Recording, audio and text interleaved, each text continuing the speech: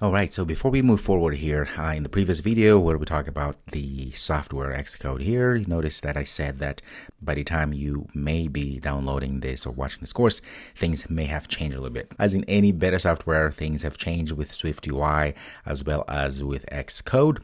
And so at this point here, as of September 24, 2019, we now have the Xcode 11.1 GMS seed. So this is what you're probably going to be seeing if you're watching this video right now.